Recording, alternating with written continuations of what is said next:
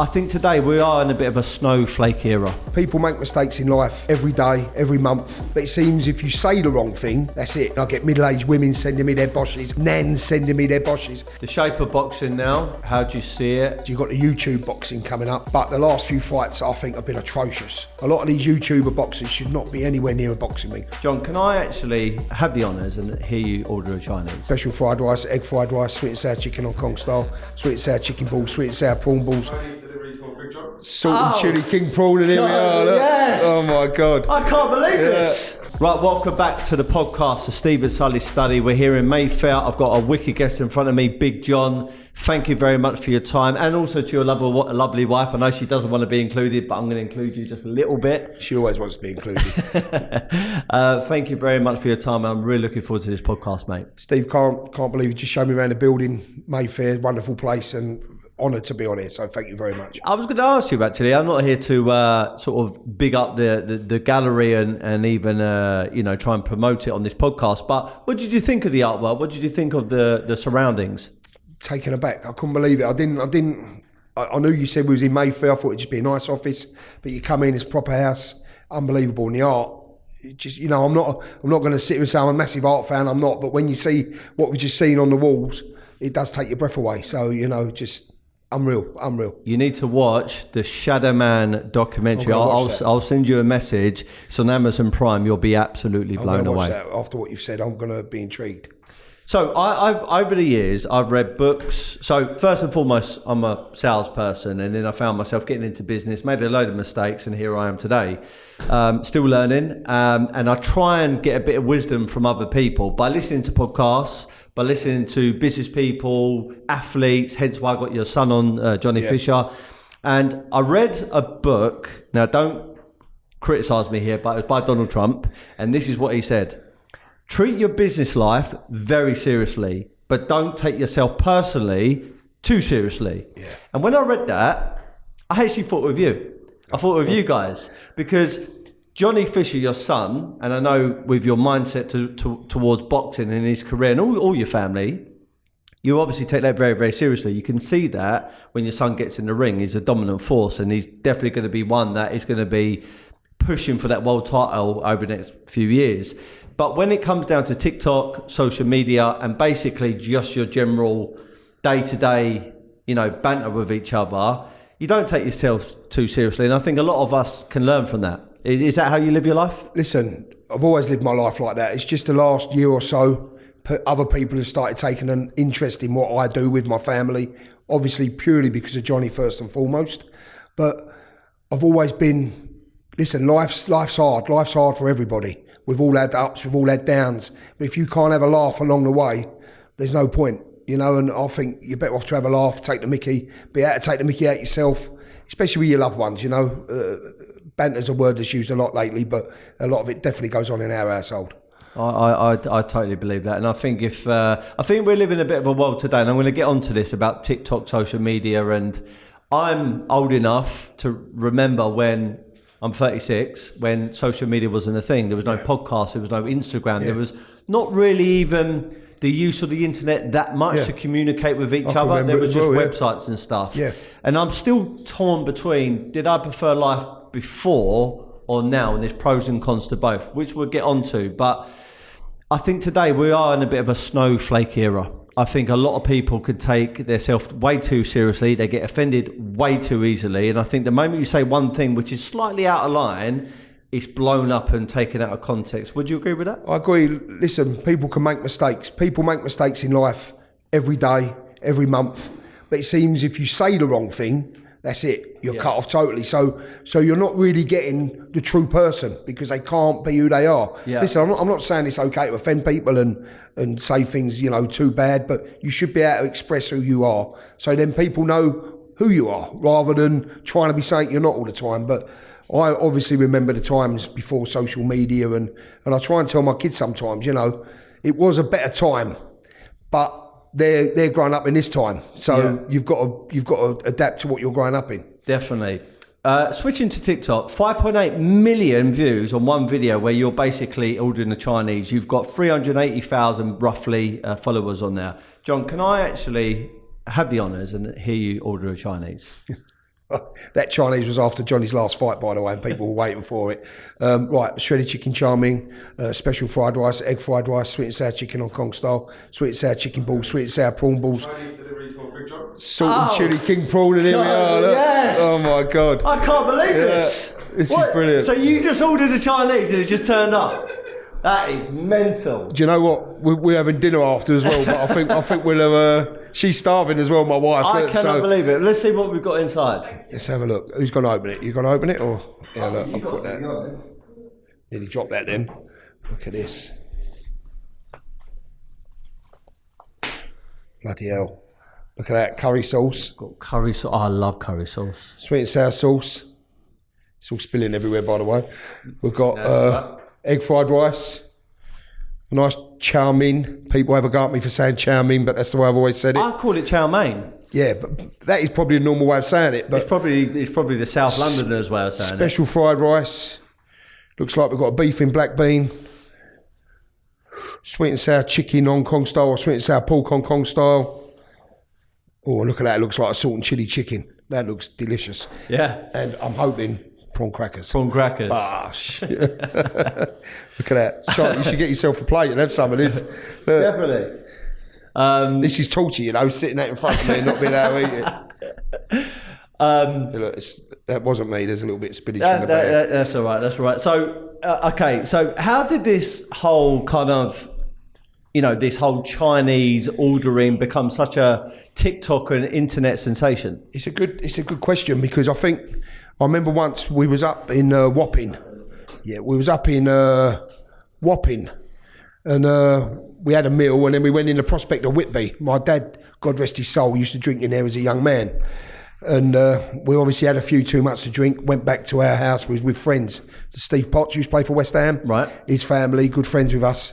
Went back to our house, and although we'd already had an Italian meal, we got a Chinese. And then I just come in with a box going, who wants an effing Chinese? And I think it had about 3 million views. And since then, people have, can we see your Chinese? Can we see your Chinese? Can you see? And I've had Chinese every week, probably for the last 30 years, So it's just crazy. Every time we do a Chinese video, it just gets millions and millions of views. And is it fair to say that you just know? Because I listened to one of the podcasts earlier from Josh James. Yeah. Shout out to him. Yeah. I haven't actually met Josh is him. a good bloke. He's a Me real and him good have bloke. spoken a few times over social media. And do you know what? I like everything about him. He's a top bloke. I think he's very funny. I think he's very witty. I think the future for him is very, very bright. And he asked you some very good questions. And he asked you where you get your Chinese from, and you gave a couple of different answers to restaurants and etc. But you must know the whole list off by heart now. Listen, someone said this to me on Instagram the other day. You need to change your order up. But I've tried everything and anything on the Chinese. Basically, I know what I like. And when I order it is for my family. It's not just for me. People think it's all for me, but it is for the family. Yeah, I do know quite a lot of things. But every now and again, people send something to me and say, "Look, try this, try that." So I am open to trying new things if I haven't tried it. But I always go for tried and tested. And I think most people do when they order a Chinese. Okay, so let's go for your top 10 most favourite things. If we said we're going to absolutely disintegrate off of every single menu around the world, everything by the top 10, what would that be? What, any food or just Chinese? Chinese. Chinese, right. Kung Po prawn, my favourite. Salt and chili king prawn. Aromatic duck, you get the duck pancakes. Barbecue spare ribs, roast pork Chinese style. Sweet and sour chicken balls, sweet and sour prawn balls. Sweet and sour pork Hong Kong style, I love that. Singapore rice noodle, and either a chow mein or a rice. Nice. Got to have a bit of variation. You definitely do. I'm going to throw something into a bit of a curveball. I don't know if anyone's ever asked you this. Would you ever go vegan? No. Why? I love my food too much. I love my meat too much. No, nothing against people that go vegan. Everyone's free to do what they want, but I think I'd rather die than go vegan. All right, cool. And bar Chinese, what is your favourite food? I like a lot of rice dinner. Charlotte cooks a lovely roast dinner on a Sunday. Fast food. It's a good question. I like fish and chips. I like an Indian, but I think sometimes like KFC fried chicken. I do like a bit of fried chicken, chicken burger, things like that, chicken and ribs. Yeah. Lovely. So I've been following you for some time, ever since basically I interviewed your son, Johnny Fisher, and I want to talk about your view on his career and where he's heading and everything, like from a father standpoint. You're making a lot of PAs, private appearances, and it just seems like, I'm going to quote what you said, I'm a normal fella that he's just basically gone fairly big on TikTok now, and you're just kind of going through the motions of it. I'm paraphrasing. You didn't say exactly that quote, but do you ever look at it now and think, bloody hell, how did this all happen? Listen, I had this conversation with Johnny the other day. Johnny's Johnny, and hopefully he's going to get to the top, be in the top for a long while. But what I'm doing is just going to come and go. People like me at the minute, but it's not going to last forever. So we went to an appearance together, and we said, you've got to enjoy this. You never know when it's going to be the last one. And I am a normal bloke, and the first time anyone ever asked me to do a personal appearance, big shout out to Fred Goodall, I thought he was taking a mickey. I put the phone down on him. I said, yeah, all right, mate. I thought he was having a wind-up. But he carried on, done the first one at Oxford, for Oxford Uni, and then it's just snowballed. It's just gone on, and I've already got a lot of bookings for next year. Doing one on Christmas Eve, believe it or not, Beautiful. In Epsom as well. Yeah. So not far, down in Surrey way. So it's still surreal. John hasn't got me for saying the word surreal, but that's all I can say it as, because even when I'm on the stage and you're meeting people, it still goes through your head. You're thinking, why the hell would they want to meet me? Yeah. And trust me, I meet a lot of people in this sort of thing, and a lot of people, it goes to their head, but nothing's ever going to go to my head, because I'm not a doctor, I'm not a sportsman, I'm not an actor. I'm just a fat bloke who eats Chinese, and people like it. So as long as it lasts, it lasts. When you done the first one, how was the feeling? Because it must have felt like you've gone from a normal life. And look, I'm not saying you haven't got a normal life now, but yeah, you've got a profile, mate. It is different, but I'm still the same man, still go home, everything's still the same. I still work. But I'll say a little story. We was in Oxford, was in the Jury's Inn Hotel in Oxford. The first one, Fisher's event in Oxford at the bridge. And I went for a swim beforehand, because they look after you. They give you, go for a nice meal. Went for a Chinese. Before that, I had a swim in the hotel. And there was a lady in there, you're having a swim, and she said, oh, are you here on holiday?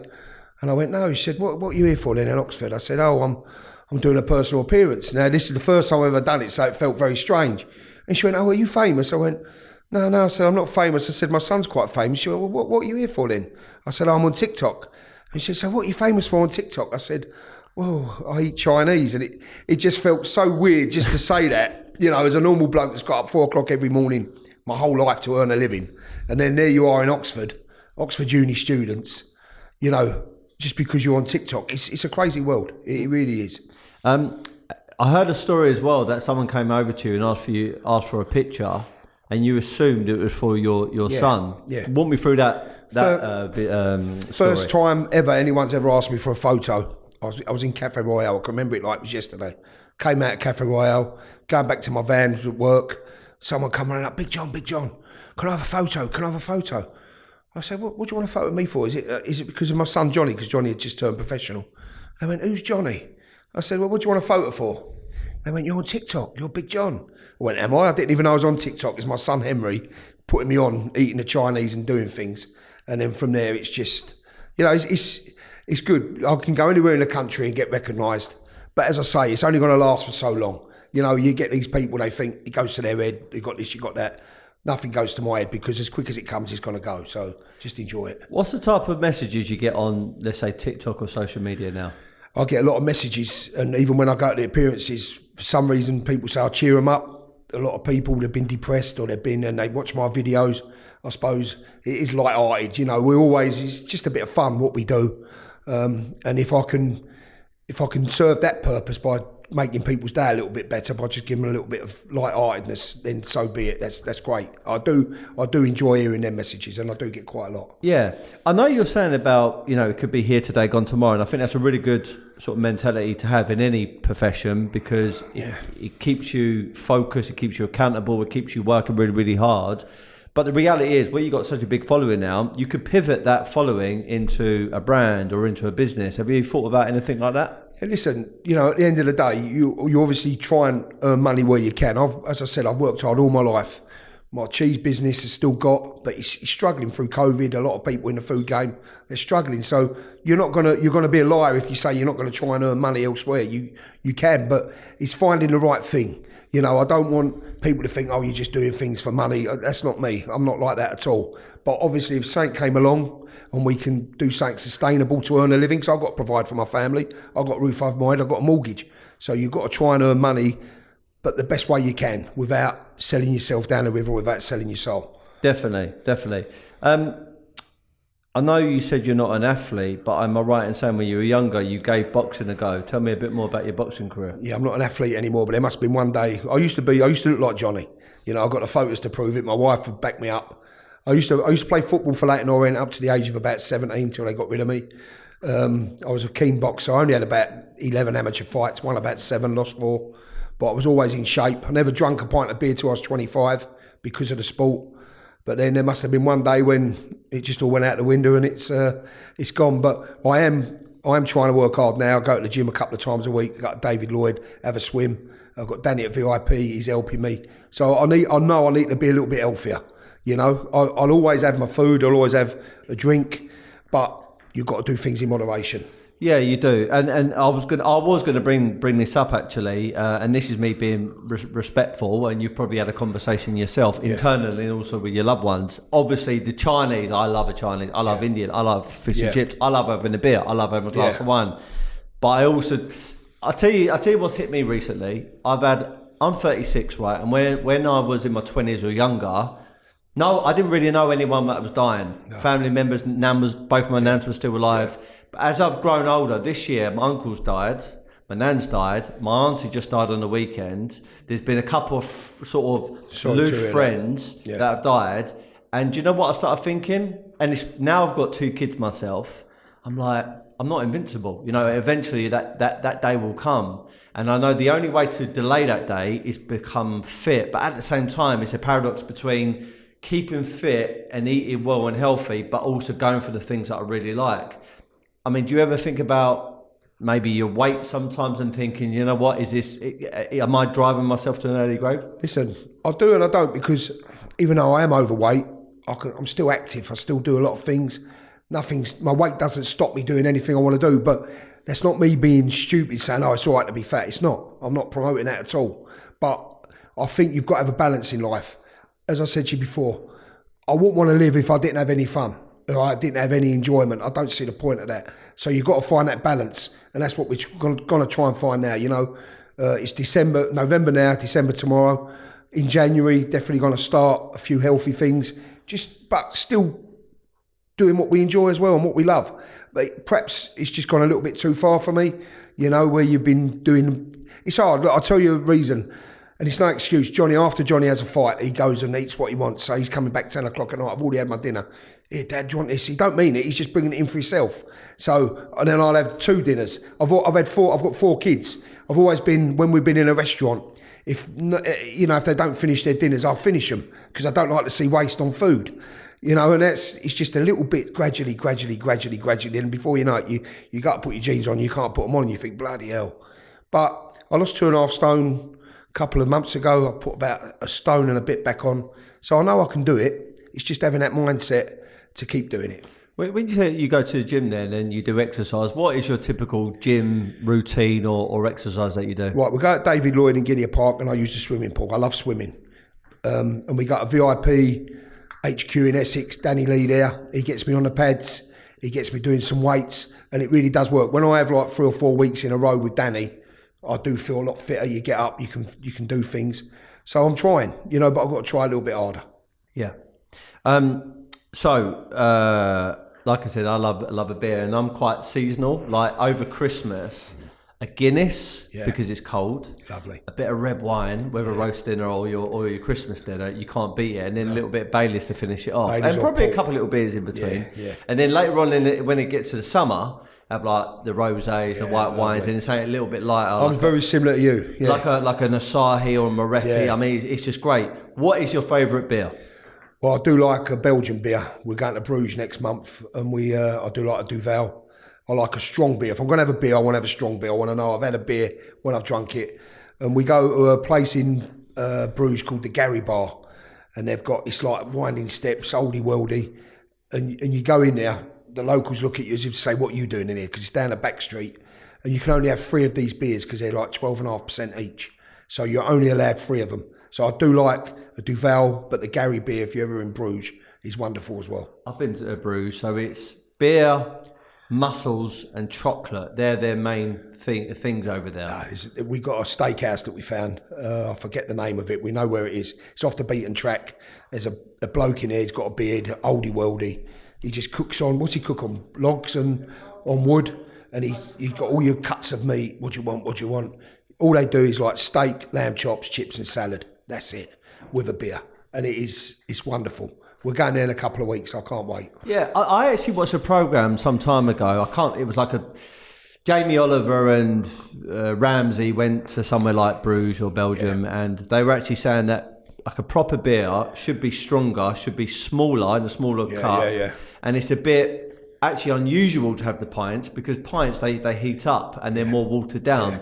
We've got a bit of a culture over here and in certain parts of Europe like Germany where we're necking beers and stuff like that, but really it should be like a wine, it should be a bit stronger and you should kind of enjoy the taste of it, and they should be a bit more darker and heavier. Well, I had some work to do, so I was sitting up the table the other night and I had a Duvel. All I had all night was 2 in the glass, in the Duvel glass, and you just sit there, it's just sip. Little sip, like a wine, like what you said, and you enjoy the beer more. Rather than, I hate getting on a beer, you know, we've all done it, one after the other, after the other, after the other, you feel gassed up, you feel bloated, but with the old Belgian beers, they go down nice and smooth. Yeah, so would you say like, you know, not a hobby, but like one of your most favourite things to do is to have good food, good beers, good wine, and just be in good company? The most important thing for me is the company. If I go into any restaurant, any party, anyone round, it's got to be the right company. The beer, the food, secondary. To me, anything. It's like, I won't go anywhere where I know I'm not going to enjoy myself. I've got to be with people that I know are going to make me feel good and I can make them feel good. It's all about the people. Of course it is. Okay, Bosch. Where did that come from? Where did that start? Right, well, obviously Tom Skinner says Bosch on The Apprentice. He's a good friend of ours, Tom, but I don't know if people know it. Hale and Pace. Remember Hale and Pace? Comedy duo, the management, they're like really, really good. Charlotte's even laughing now. Rings a bell. If anyone gets a chance, go on YouTube, Hale and Pace. They used to do a scene called The Bosch Men. And like me and my mates used to love Hale and Pace back in the day. And they just used to go and go, Bosch. And they saw different types of Bosch, like talking in Bosch. And we used to say it as kids. And then when Tom Skinner said it on The Apprentice, like my mate rang me up, he said, you used to say that years ago. I said, yeah. I said, remember Hale and Pace? And it took you all back. And Bosch, for me, was just by coincidence. I've done a couple of videos with Chinese, a couple of like comedy videos. And one of them, I just went, Bosch, just didn't even think about it. Done a couple of other videos after that, and every single comment on Instagram, where's your Bosch? Where's your Bosch? Where's your Bosch? We love the way you say Bosch. So it's the way I say it. And now, I mean, Philip Schofield, he said it. Who's the one that does Family Fortunes? No, there's not Family. You know, we'd have to guess the catchphrase. Who's that? Dermot O'Leary. No, Dermot O'Leary is another one. Stephen Mulhern. He says it. There's a lot of people say it. A lot of footballers are saying it. I mean, I'm getting rugby players. England cricket team asked me to send them a message the other day. They're out in Pakistan. Can you send us a message and say Bosch at the end of it? It's just crazy. I just think people like the way I say it. Look, thousands of people say Bosch. Anyone can say it. The more people say it, the better. But it's just I've got the different variations. And when we was in France, I brought out the Le Bosch and the different countries, Z Bosch, you know, and people love it. I get videos every day with them telling me all their different Bosches. So long may it continue. I am going to get you to, if you wouldn't mind, of course. You don't have to do anything, but I would love you to do different variations of Bosch. But before I do, so you can have a little bit of thinking time. I don't need thinking time. Roll it on. Yeah, I mean, I've said and been around people even since I was a kid. Even my dad used to say it, and it's almost like where there's a full stop at the end of a sentence, you use the full stop as a Bosch. Yeah, you know, he sort of rounds it off. But yeah, going back to my books I've read, I remember reading something once, which is most things in life have been invented, and all you got to do is take what's already invented, make it 10% better, and you're going to become very, very successful. You've taken a word that's been around for ever, And you've just made it 10% better. Now you're known for it. I have spread it around the universities, and that in turn spread it. They've gone home to their mums and dads. I mean, I get middle-aged women sending me their boshes, nans sending me their boshes. And as I say, I said to someone the other day, I said, Henry Ford made the first car, but it didn't stop Ferrari or Mercedes making a better one. Someone will come on and do a better Bosch than me, and hopefully so. But it's just things progress and progress and progress. So, and people do like the variations. They do like the different variations, which is good. Can I hear the different variations? Right, the French Bosch, Le Bosch, Spanish Bosch, what is it, Il Bosch, German Bosch, Z Bosch, Greek Bosch, Yamas Bosch, Welsh Bosch, Boyle Bosch, Scottish Bosch, McBosch. There's just so many, you know. I've got so many different things coming out with it. It's great. What's your favourite one?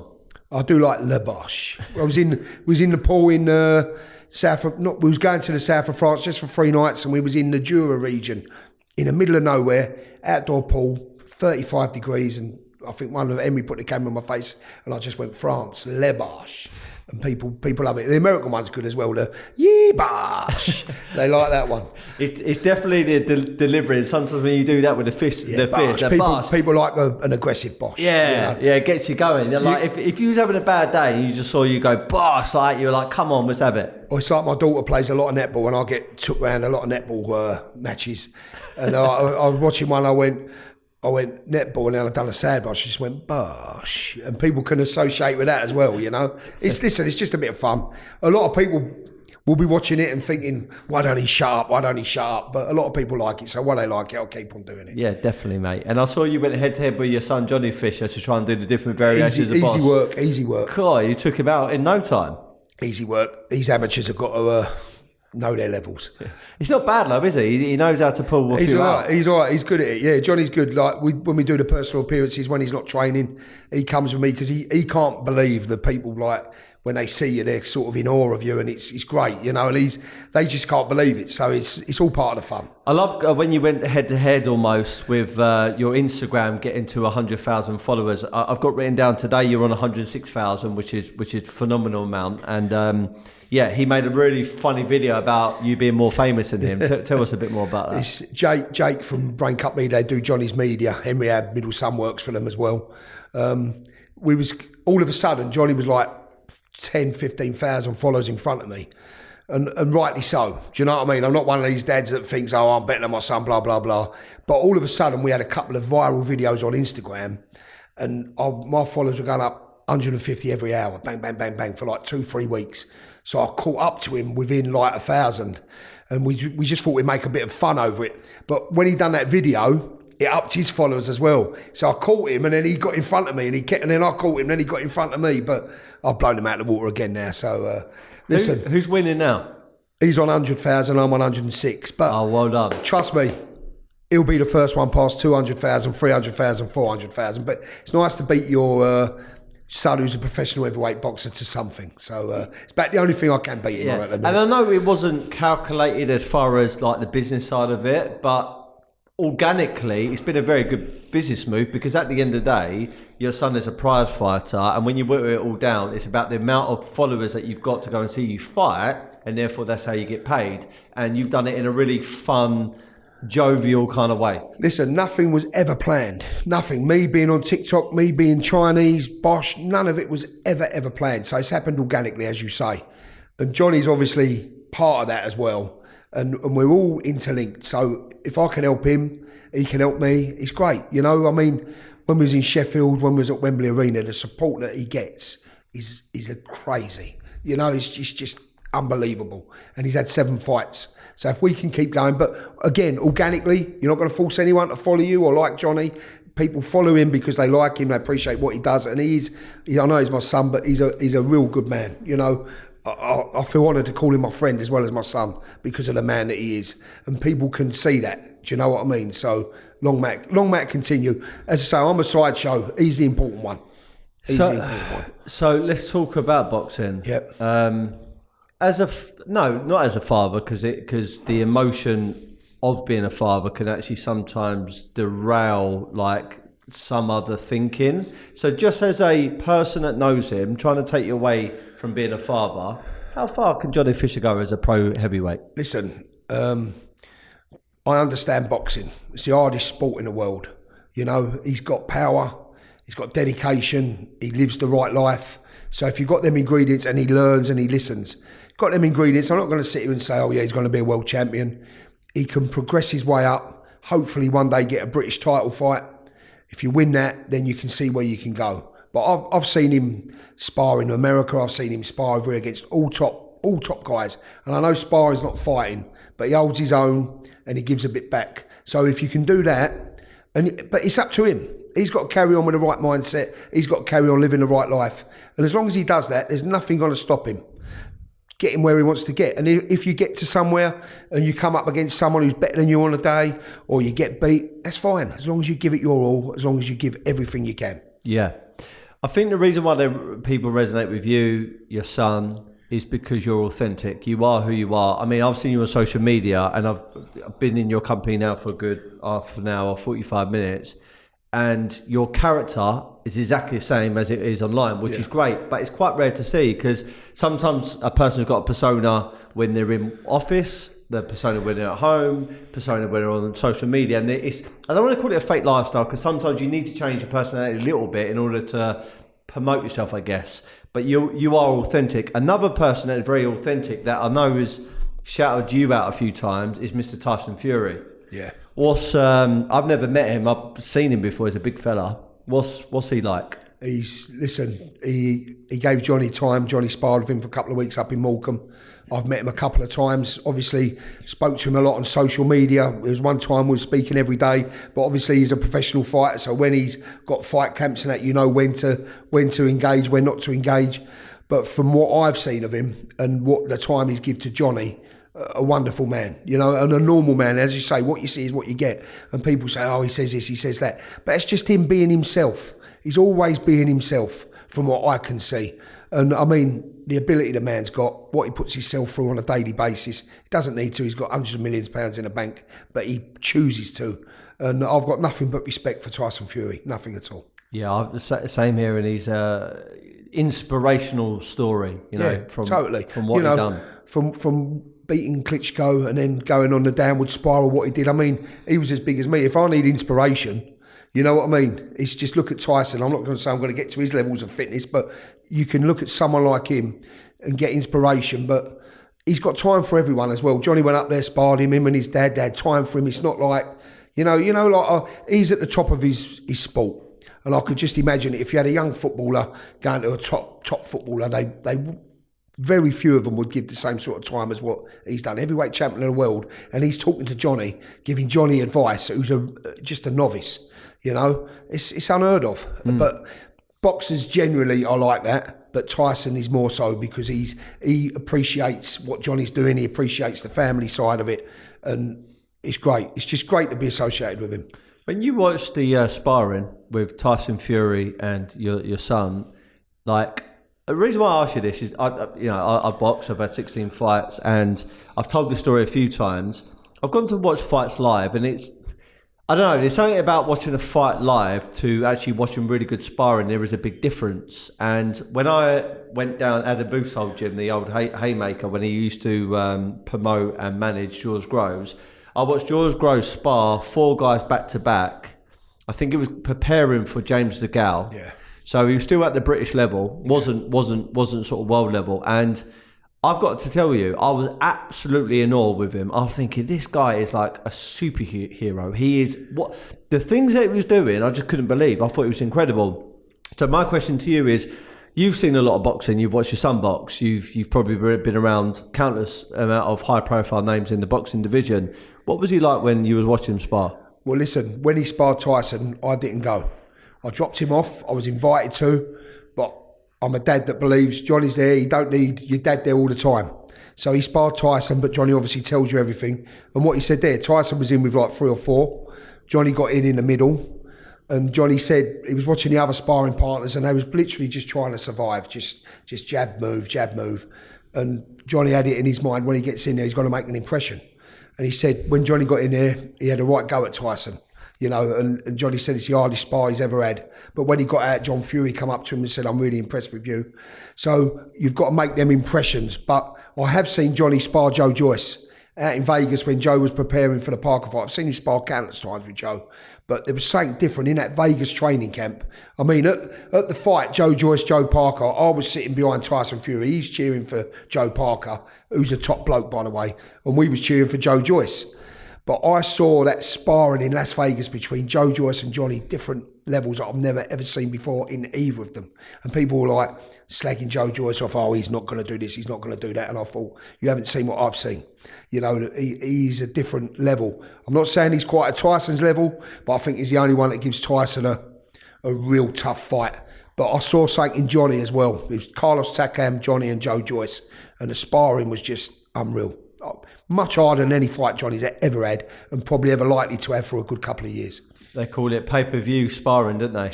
I said to like my wife said, Charlotte, I left her in the hotel. I went to like this downtown Vegas, rough as you like, proper gym, Ismail Salas, and I just felt like saying, like, people would pay $1 million to watch what I've watched, you know, and to be in that environment.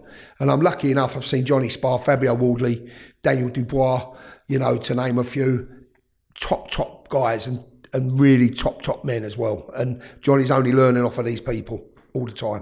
The shape of boxing now, today, how do you see it? Where do you see it going? Do you think it's in a good place, or do you think it needs to evolve? Being honest, as always, being honest, you've got the YouTube boxing coming up, which I haven't got a problem with if people want to pay to watch something. But the last few fights, I think, have been atrocious. A lot of them. You know, if you got an amateur gym, before they put you in, you either have skills bout or they make sure you're ready to box. A lot of these YouTuber boxers should not be anywhere near a boxing ring. Not all of them, because some of them are pretty good and some of them dedicate themselves. So I'm not saying totally, but they should have to go through a process before they can get in the ring and say they're boxed, because a lot of them don't deserve that title. But boxing itself can't moan about the YouTube boxing until it gets its own house in order. You know, like, I'm going to speak truthfully. I was at the fight on Saturday night. Dillian White, he had his fight, and Fabio Wardley had the British title fight. And on the same night, you had a Matchroom show, you had a Frank Warren show, and on the Sunday night, you had a boxer show. Now, all three arenas were probably quarter empty, because you're saturating, you know, the promoters, get your egos out of the way, get together, put on a good show, weeks throughout the year, so you can utilise the fan base. Boxing's got to start thinking of itself rather than thinking, oh, we're better than everyone else. Start working together a little bit more, getting the best fights on. We want to see Fury v AJ. We want to see all the top fights for all the different weight ranges. But it won't happen until the different promoters and companies start working more together. Who wins that then? Tyson Fury, AJ? Listen, again, AJ, never met him before, met him on Saturday night. And I spoke to him. He was good as gold to Johnny. Looked him in the eyes. I could see a genuine man in there. A lot of people give him bad press. First time I've ever met him. I don't think you can talk about someone until you've met him. It was great meeting him. I felt honoured to meet him. But AJ v Joshua, Fury versus Joshua, Fury for me. I think Fury beats anyone at the moment, but Joshua gives him a good fight as well. Yeah, I truly believe that as well. I met AJ before, and he was preparing for... Who was the guy that knocked out Dillian White and then he came back and beat him? Povetkin. Yeah, I think it was. Yeah, I met him. So he was weighing in at the BDC Business Design Centre in Angel, and I met AJ there because my missus used to run the events there. And I remember coming over to me, fist pumped me, just fist pumped. Honestly, I felt my hand was like, oh my God, that was like a bloody car crash on my hand. Like, he is a massive guy. So he's got the power, but I think Tyson Fury is just too much of a boxer. Listen, it was an honour to meet him, because you hear a lot of bad press, but I'm a believer until I meet him myself. You can have an opinion on boxing. You know, that's what it's all about. You should be able to talk about what you think. But it was just, you could tell genuine warmth from him towards me. And William, my youngest son, was with me. He wanted to shake his hand. He didn't have to do that. You know, he don't have to bother about saying hello to me or saying hello to William, and he did. So, fair play to him. But I've just got to say, like, when you meet him in person, Tyson Fury in person, Joe Joyce in person, they're monsters of men. They're huge. Yeah. You know, I'm a big man, William's a big man, Johnny's a big man, but these are huge. Yeah, they're massive people. So be nice to them when you see them. You wouldn't want to upset them. I did see actually a post, I think some time ago, but I can't exactly remember it, talking about the YouTubers, Jake Paul. Yeah. He obviously fought Addison Silva. What was your take on that? Listen, I don't really. I know Jake Paul can fight. You know, his trainer BJ Flores is good friends with Johnny, and I know Jake Paul can actually fight, but it's too much. It's too much talking. You know, again, even in that, get the fights on, get them done. But top respect to Jake Paul because they're bringing people into boxing that wouldn't normally be there. And as I say, boxing can't moan because if you're putting shows on in front of half-empty stadiums and the YouTubers are putting them on in front of full stadiums, you're doing. You know, we've got to learn from these people. Yeah. What do you think happens though? God forbid it happens, touch wood, it never happens, a YouTuber dies. Yeah, that's that. Listen, any boxer can die, right? Any boxer can die, but with professional boxing, you go through rigorous tests. You know, your trainer knows it can happen, and God forbid it doesn't happen anymore. But it's got more chance with his YouTube boxing because 70% of them should not be anywhere near a boxing ring. You can't disrespect that boxing ring and what goes on inside it. And this is what I feel is happening at the moment. So have a process where they've got to be vetted, got to go to an amateur club for 6 months, have a couple of amateur fights. Until you're ready, don't get in that ring properly. Yeah, for sure. So your son, Johnny Fisher, what's next for him? Because I know he fought recently. Yeah, he fought in, when was it? 4 weeks ago, Wembley Arena. Good win against tough bloke. You know, people, first round stoppage, people probably think, oh, it's an easy opponent. It's not. David Adelaide took 5 rounds to beat him, and he was standing on his feet when he beat him. Johnny knocked him, put him out, you know, good performance. They had a meeting with Matchroom a couple of days ago, 5 fights next year, first one in February, going to have 2 or 3 in London, 1 definitely either in Vegas, New York or Dubai, and then 1 probably up north as well in this country because we like to keep, you know, got a lot of supporters up north, so it's good to go and fight in Sheffield, Leeds, Manchester, Newcastle and places like that. Definitely. So your own goals then, mate, over the next, 5 years, 10 years. I know you've got your own business. I know you've got your TikTok, Instagram, and your social media following. Where do you see yourself over the next few years? Well, in the next hour, eating that Chinese and then going to the Guinea Grill with my wife because I'm starving. Listen, as long as I'm where I am, I'm not a greedy man. As long as I've got a roof over my head, my family around me, can earn some money, can have a couple of holidays a year, I'm happy. You know, I'm not a greedy person in any way, shape or form, but you've just got to keep doing what you're doing. Just keep trying to keep things going. That's all we've got to do. Definitely. I've got my event on the 21st of December, so you both are welcome. And so is obviously that. Johnny. Johnny really said he's going to have a look. I'd love you guys to be there. I've got one more question for you before we both tuck into the Chinese.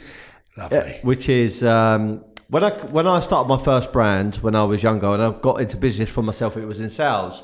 And predominantly most of the people working there as salespeople were men. Yeah. So it was like an alpha-driven kind of, company. And to keep them in check and to keep them motivated, I come up with a bit of a mantra, a company mantra, and this is how it goes. Be happy, never content. Yeah. Now, I've got my own interpretation of that, but if I were to ask Big John, what does be happy, never content mean to you? Well, be happy means, that saying to me means be happy, don't be down, enjoy your life, but never be satisfied with what you got. Keep aspiring. That's what I think that means. Keep striving for more. That's what I think that means. Exactly that. Yeah. Thank you for your time, mate. Thank you. I hope everyone enjoyed the episode. Please subscribe. Please follow this man if you're probably already doing it. Be happy, never content. And it's a great saying, by the way. Thank you very much. Can you say that to my wife? Be happy. Be happy, never content. Yeah. Well, yeah. I think she's never happy, never content. Look, all right. She's giving me dirties now. Top man. Thank you very much. Thank you very much. Top man. Thank you. Cheers.